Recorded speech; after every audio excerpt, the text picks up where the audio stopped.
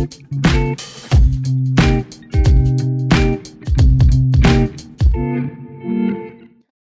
to Bible / Chat. Gus, hello. John, how are you? Why? I stepped on it. Every time. I stepped on it. Every time. I think I did that yesterday. You did, yeah. How have you been? I've been better. I was sick. Good. I don't know if you knew that. Did you guys get a good coffee maker? We did. We got a Costco one. Okay, perfect. That's great. It as long as you get the coffee. It actually makes coffee. Look, there's very few necessities. You can actually program it. No, that's nice. Yeah. That's nice. So we wake up to coffee. Actually, very good. Not really waking up to coffee, but later. It's actually good coffee. There you go. Yeah. I actually told Melissa, I asked Melissa, maybe this is not part of the video. I should tell you this of the video. Oh, no. I asked her, what do you think of the coffee maker? Do you like it? She's like, at least it makes coffee. Well, I mean, she's not wrong. Like, what? There are needs, right? There are necessities.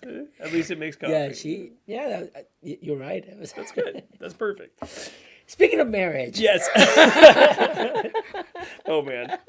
That's the worst segue. Speaking of marriage to difficult people like me. Oh, yeah. There you go. That's better.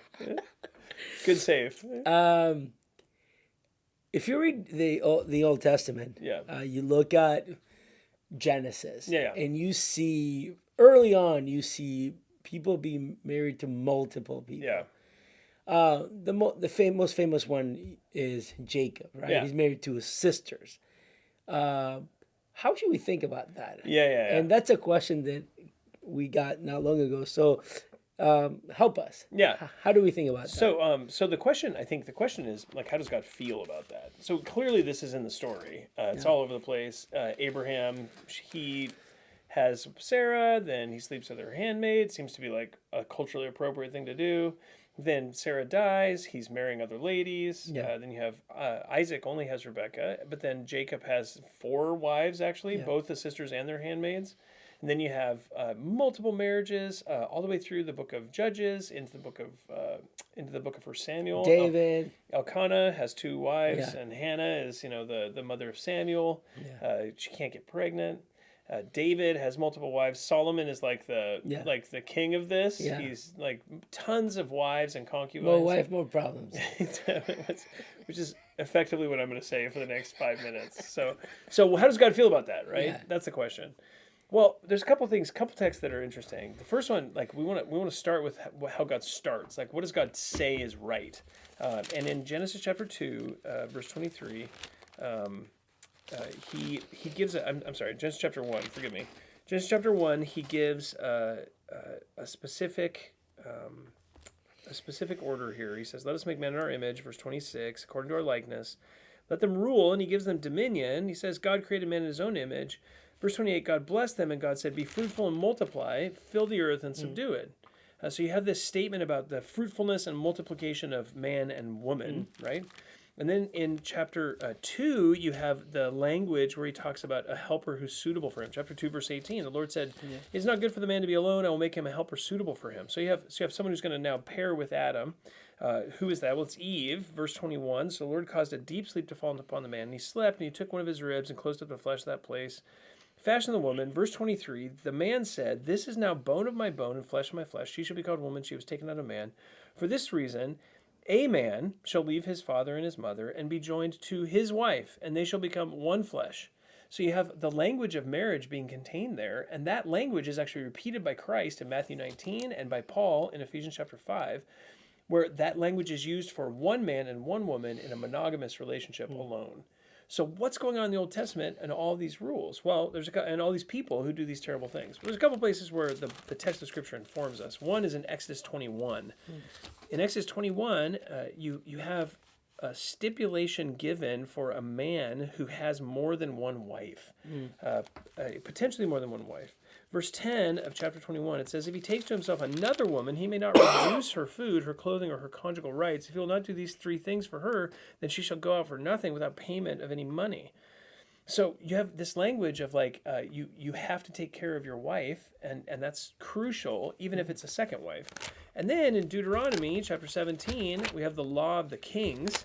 That law of the kings gives specific information about what a king should not do. And in Deuteronomy 17:17, it says, "He shall not multiply wives for himself, or else his heart will turn away, nor shall he greatly increase silver and gold for himself. So not multiple wives, not like massive wealth, which are both temptations, obviously, for kings to do. And so God is giving some rules that are like, hey, you're going to care for the ladies. Don't take more than one wife. And all of that is rooted in the principle of marriage in Genesis chapter 1 and 2, which is then repeated by Christ and by Paul in the New Testament. So God's intention, God's revealed will for marriage is one man, one woman, monogamous relationship. But what about all these multiple wives? Well, I think the answer it's not simple, but I think the answer effectively is people are sinners. Yeah. And so people sin. And one of the ways that they sin was by taking more than one wife. This was super common practice in the ancient Near East. If you look in secular sources, every culture in the ancient Near East had more than one wife. Men had more than one wife. Especially kings. It was very common for them to marry. And they were even marrying not just for like not just for spousal union, but for like political reasons. Yeah. You marry with you take a daughter from each of the neighboring kings, and they all come into your family, and they're your wives. Well, then the king's not going to attack you because his daughter's there, right? Yeah. So there's that. There's political reasons. All those things take place. So all of those things that were happening in those eras were sinful. They were against the revealed plan of God for marriage. So why does God allow that? That's the question. And why do we not get statements later that say, hey, that's unrighteous, you need to stop it?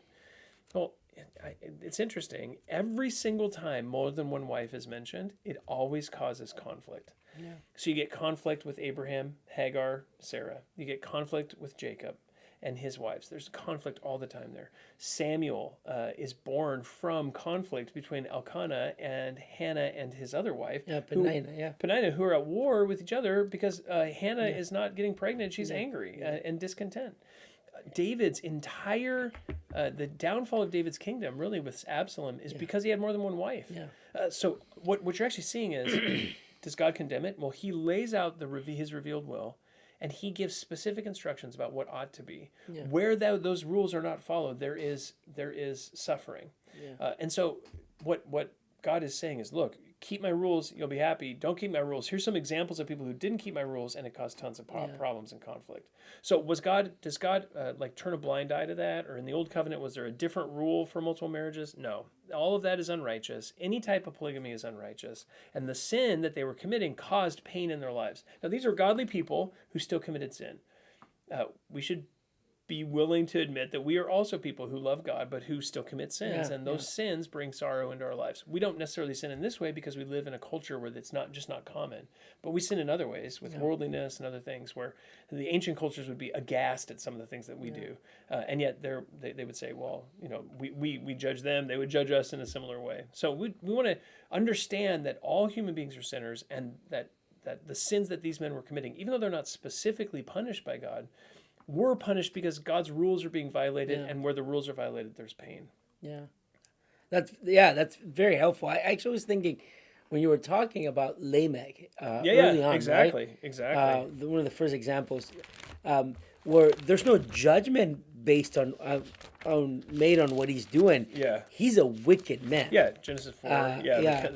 He's a wicked man, and he is like, he's got all the, he's got these wives. He kills someone. I mean, this guy is but there's no judgment based on like, oh well, he has two wives. I mean, that was kind of how he acted. Yeah, he was just saw something, took it. Yeah, he was an evil man. Yeah, it's actually interesting.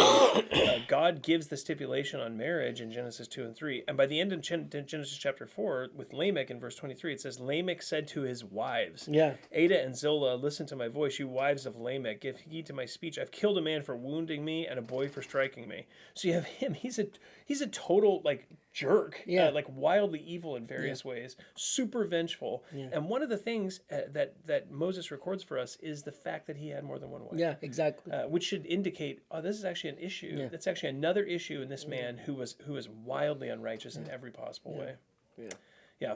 Super helpful. Yeah, well, good. Well, I hope that's helpful for you. I know that's one of those questions that comes up sometimes, and people are sinners, and so those sins are being committed in history, and we see that, and God is not pleased by it because it violates his revealed will, and yet we trust that his righteousness covered the sins of these people in the past. So hope that's helpful for you. If you have questions on this or any other topic, you can always email us at info@faithbibleoc.org. Thanks so much. Thank you.